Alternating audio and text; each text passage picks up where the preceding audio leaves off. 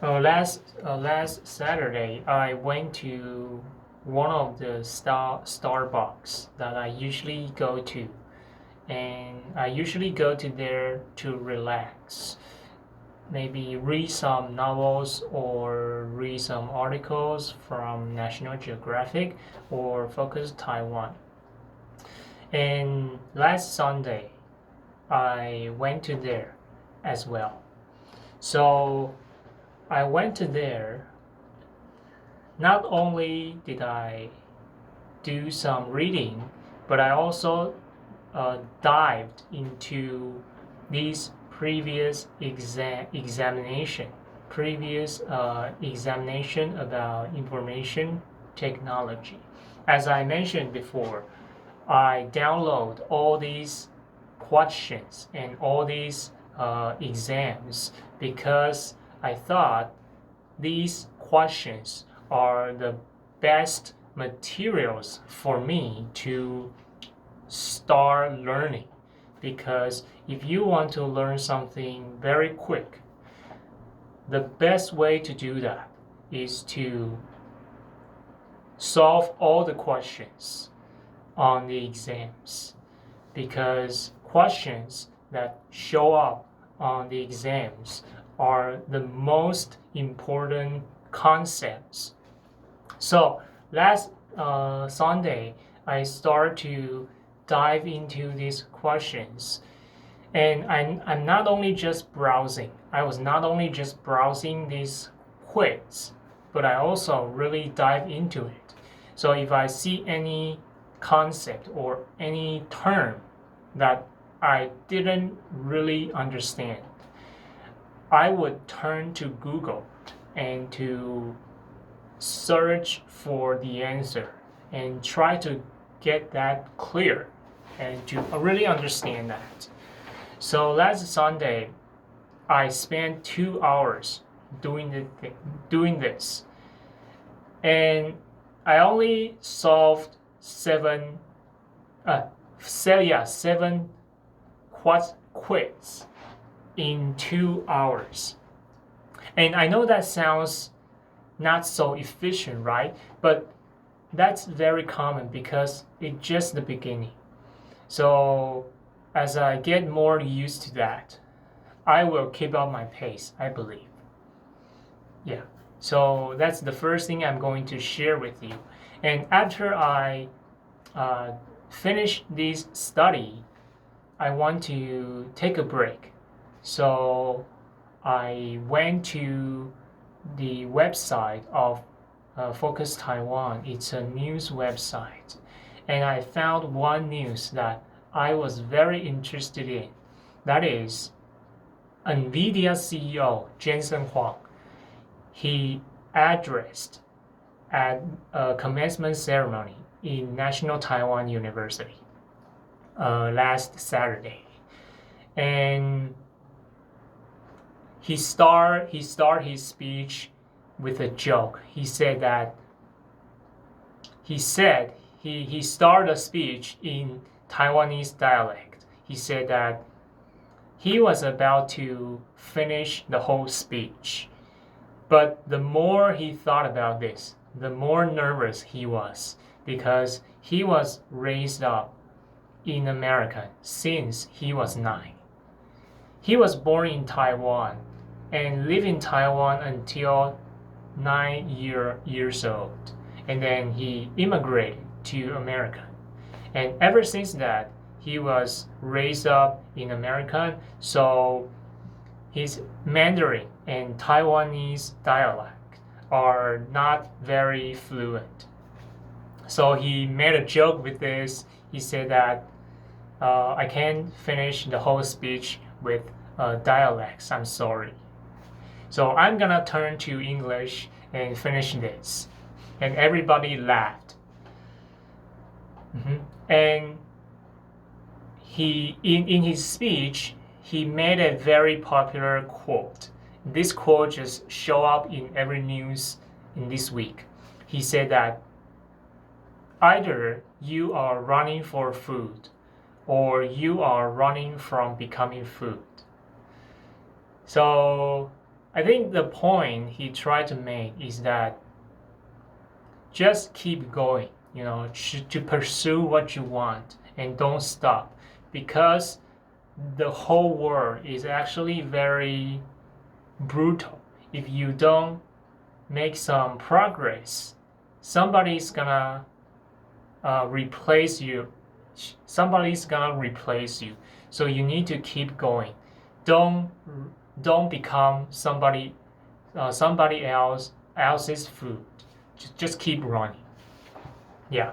And when I was watching this, and when I was watching his speech, his address, I recall that one of my friend in college, he decided not to go into fire safety career because he thought that is not his vision.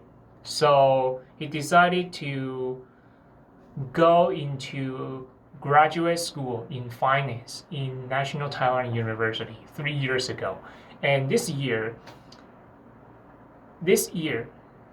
is his he I mean he got his master degree in finance this year. So I didn't contact him, but I gave him my best wish. I wish he could find his dream job and have a very good life, make some more money than public servant, right? Yeah. So that's what I did last Saturday in the Starbucks,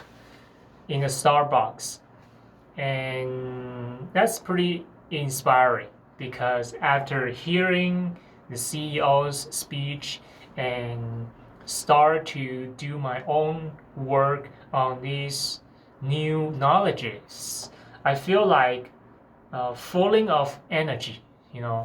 Uh, I'm very optimistic to my future.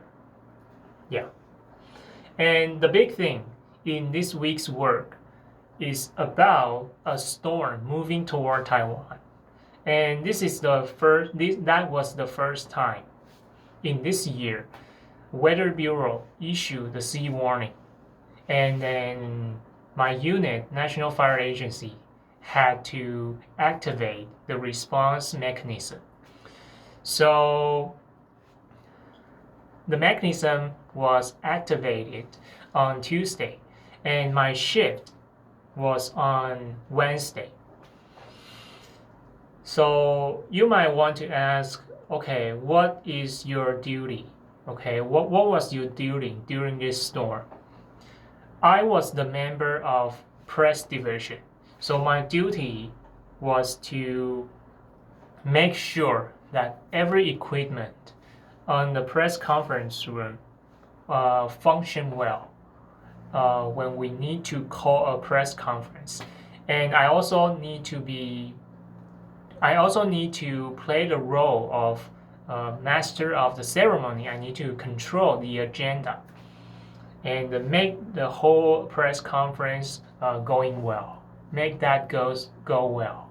That's basically the duty of the member of the press division. But during this typhoon, because this typhoon is called Maiwar, and this typhoon, it just brushed against Taiwan. It didn't really make landfall in Taiwan. So the rainfall is kind of okay. So the commander did not call a press conference to report to the public verbally. They just issue some paper statement. That's all. So I didn't have to handle the press conference. So I was on standby and then manning the room, manning the desk, and just do my thing. So I spent like the rest of the day browsing on the internet, try to find some scenic attractions. I just utilized this. A whole bunch of time. I'm just browsing, try to see were there any funny and very beautiful attractions that I can go? And you might want to ask, okay, why you search and browsing these things? Because I wanted to ask a girl out. That's why.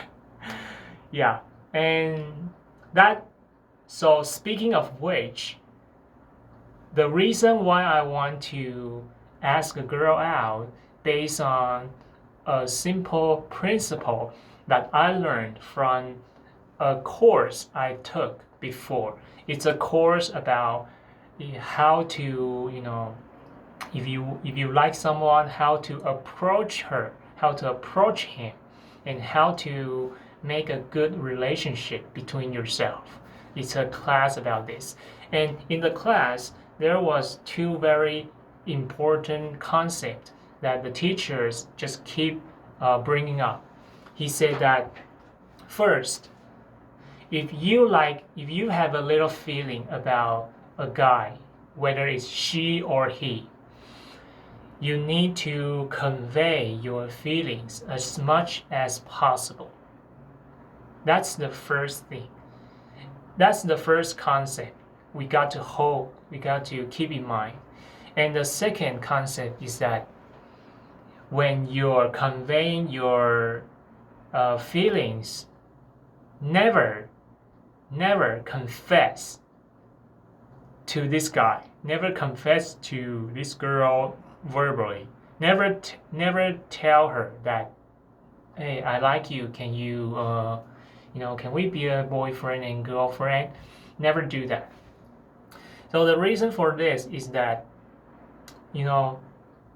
sometimes if we want to pick somebody up, we prefer to be the friend in the first phase. And then once we get into that phase, and as time goes on, we keep moving forward. Like, hey, I'm already in this phase, so we could keep up a notch. We can break this phase, and then I can try more, and to go into a second phase. The second phase is the romantic relationship. But actually, that's not gonna happen. Why is that? Because once a girl, she puts you in a friend zone, it's actually very hard to get out of that after all. So that's why the teacher taught us we need to convey our feelings as much as we can. We need to make sure that the other guy you want to bond with, you need to make sure that he can totally feel your attention. He can totally feel your intention, but you don't confess. So when you interact with each other, you can observe all the advantages and disadvantages of this guy. And if you can accept her advantages, and then you can stand her disadvantages, then you can move on. You can get closer to her. But if you find that, oh, I really can't stand her disadvantages, then you can back up at any time without embarrassment, because you didn't confess in the first place. So that's the concept I have, I hold. So, I just met this girl and I have some feeling with her. I want to get closer to her. So that's why I browsing these scenic attractions during my duty. Yeah. So that's it. That's all I'm going to say in this week. So I'll catch you next time.